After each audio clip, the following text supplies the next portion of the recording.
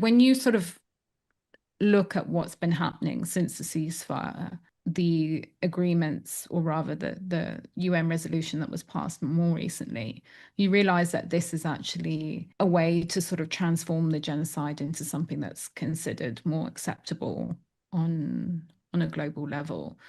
Since the ceasefire, the Israeli regime has violated the ceasefire at least 400 times. So we're talking about hundreds of Palestinians being killed, buildings being bombed, people being shot and sniped and subjected to drone attacks. So there hasn't been a ceasing of the fire. And as part of the agreement, Israeli forces were supposed to withdraw to the eastern part of Gaza. Now, this eastern part of Gaza is basically more than half the Gaza Strip. And they've drawn up this invisible line called the Yellow Line, which is constantly shifting, and is not marked very well at all. In a lot of places, there are no markers.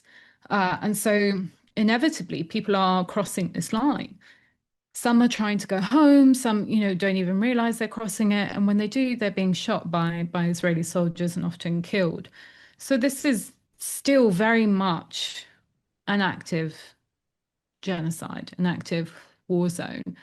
And that's coupled with the fact that the Israeli regime is not abiding by the ceasefire agreement, which was supposed to facilitate the flow of aid. The agreement was that they were supposed to allow in at least 600 trucks a day.